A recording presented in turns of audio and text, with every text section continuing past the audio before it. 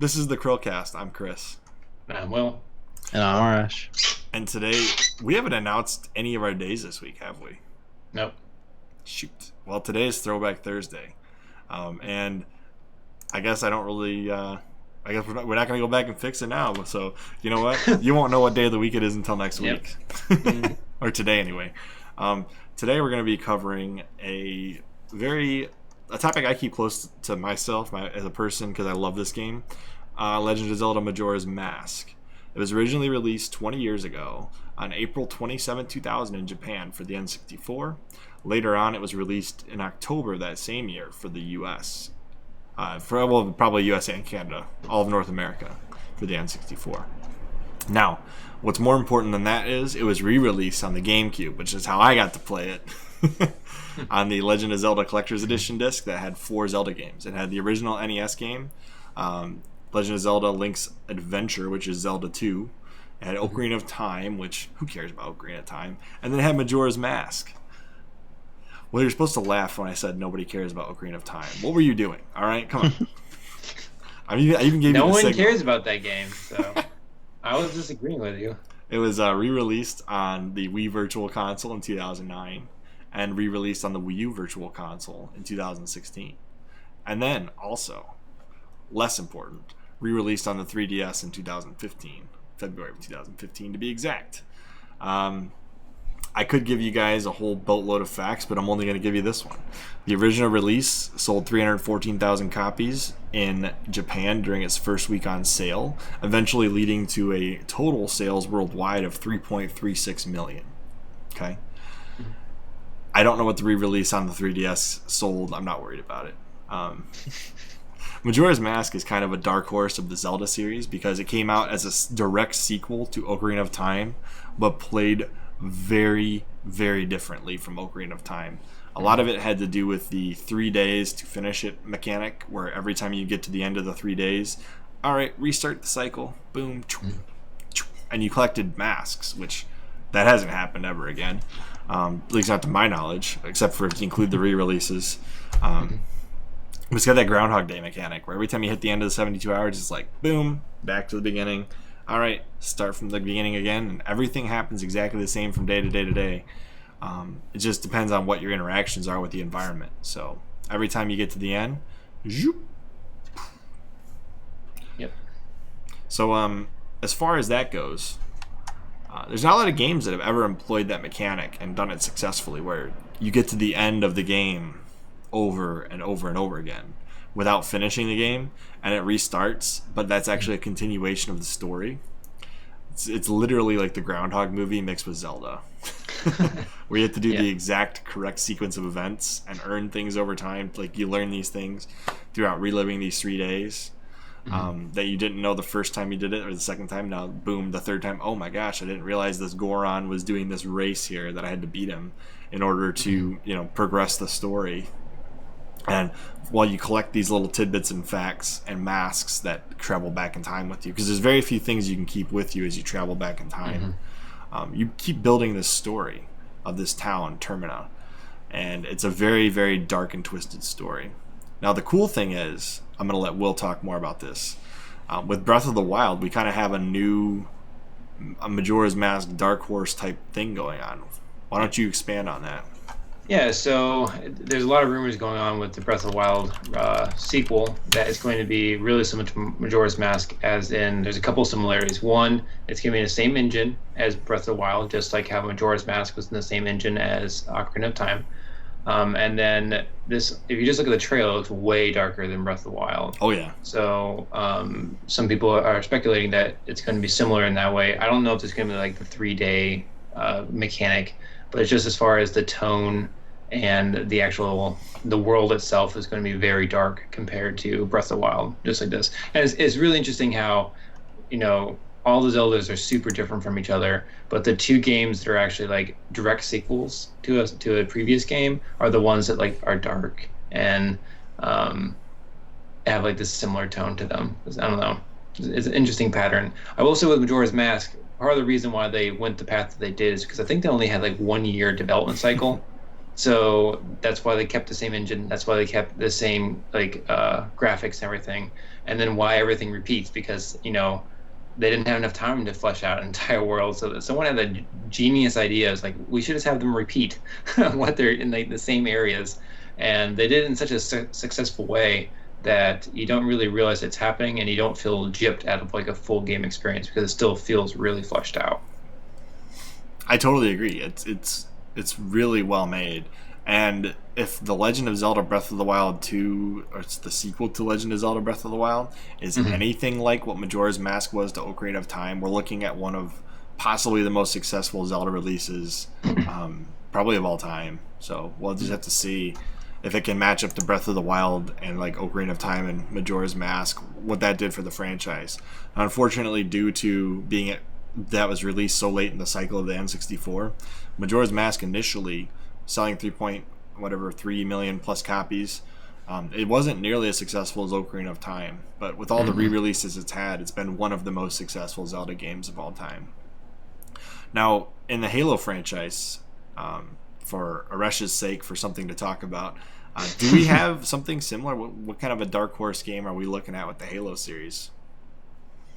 I mean, we were kind of talking about it. I think you think ODST kind of fits into that boat, where I would kind of argue that Reach sort of falls into that boat, whereas like Reach is still the as opposed to like 4 and 5, which are developed by a different company. Reach was still developed by Bungie, and it made a lot of changes that some were well received and some weren't, and it definitely changed up the way the game played completely from the previous title being Halo 3.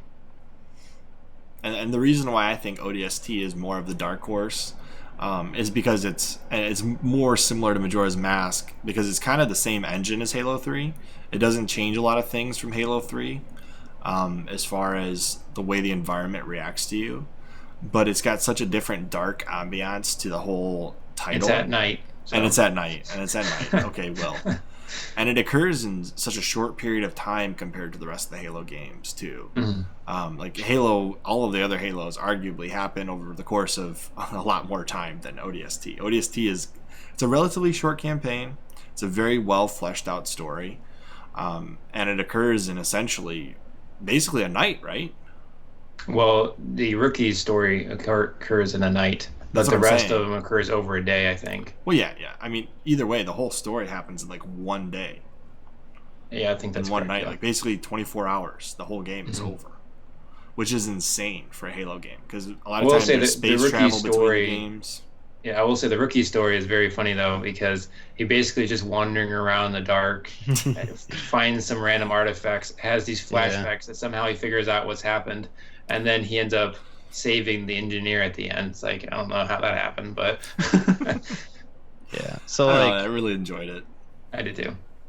It's a good game for sure, but like in terms of it, I don't know. The way I've always looked at ODST is like, I know it was sold as its own thing and it was considered a full-fledged release, but it just never really, for a Halo game, it never felt like it got there because it didn't have its own multiplayer. It seemed more similar to like a very big DLC that they shipped as its own product because Bungie had to hit a certain amount of games before they could stop making Halo games.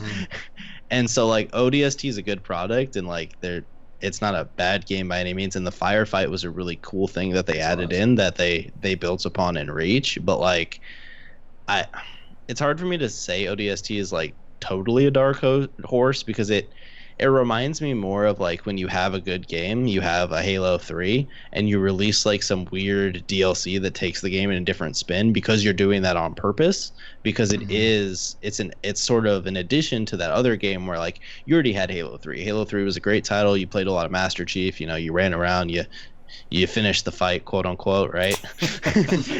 Thank God. and then you came back for 2 more games and now a third, but where like you had your Halo 3, so then they wanted to try something a little different, whereas like Majora's Mask was a sequel, like it wasn't an addition to Ocarina of Time. So I get the analogy, but I think it's definitely a little different. You're right. It's hard to compare the Halo universe games to Zelda and find any like super similarities to the development cycle and the games. But given that like Sony and Microsoft and Nintendo each have like their own signature franchises, there's nothing more signature to Microsoft than Halo. And so it's easy for me to say, okay, what am I going to compare a signature franchise of Nintendo to when I look at Microsoft? And Halo's like the only one, right? I mean, what other signature franchises besides Gears of War? There's Gears of War and Forza. And Fable. Forza. Fable's, I don't know. It's in like that weird space Chris. of time. I know you love Fable, but it's in that weird space where like it's almost like a Metroid game where they haven't had one in so long. It doesn't feel like a Microsoft like signature franchise anymore. Yeah, the last one sucked. So it didn't suck. I love Fable 3. But I'm just saying. All right, like, we're not talking anymore.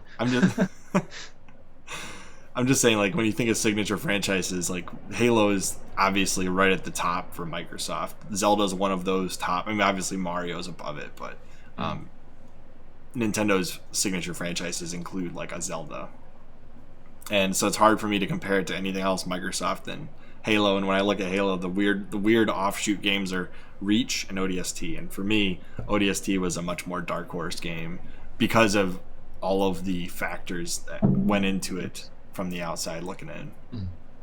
Yeah. Did you guys ever play the indie game Minute?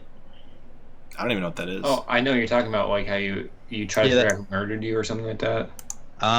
No, isn't that's something? I think No, something else. I'm getting him confused, but it's like a over the head view and you're looking into the rooms and stuff. Yeah, and you have like a minute and you try and get further each time. I didn't know if the time mechanic in that was similar to Majora's Mask, but on like a smaller scale.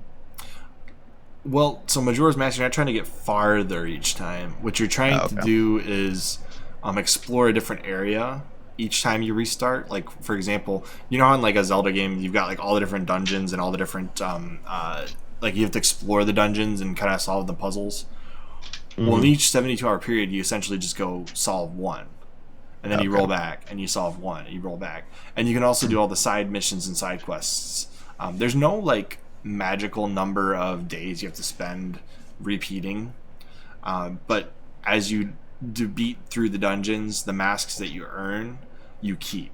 So like any mask you earn you keep on the next playthrough, and that's because the otherworldly being you're working with is like the mask salesman. So like essentially I think it's because he's got some magic over the masks.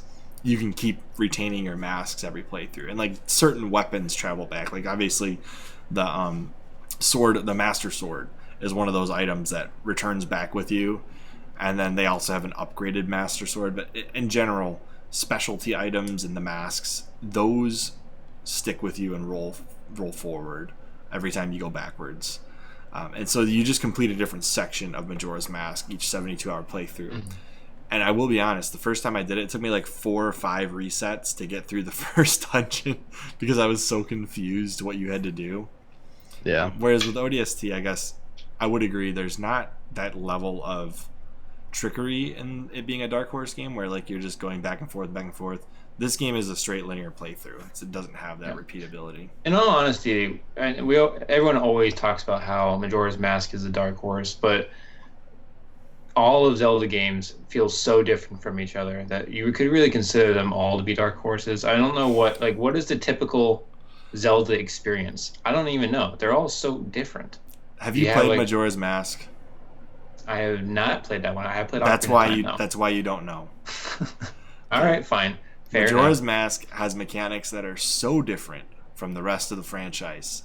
It's even more different than Link's adventure.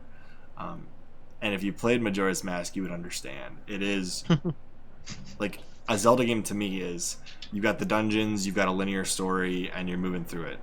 Breath of the Wild is essentially like a return to the original form of the original Zelda game. But every Zelda game following Link, like A Link to the Past, has like a linear story with it, some open world exploration. So, in general, the only Dark Horse is Majora's Mask, because every other game is the exploration. And we're stumbling onto an Act Man video again. But yeah, Majora's Mask is the singular Dark Horse Zelda game, unless you include Link's crossbow training, which isn't like a true Zelda game. But anyways, hey, that's a great game. It is fun. As always, I'm Chris. I will. And I'm Arrrash. And we will see you on the next CHRILLCAST.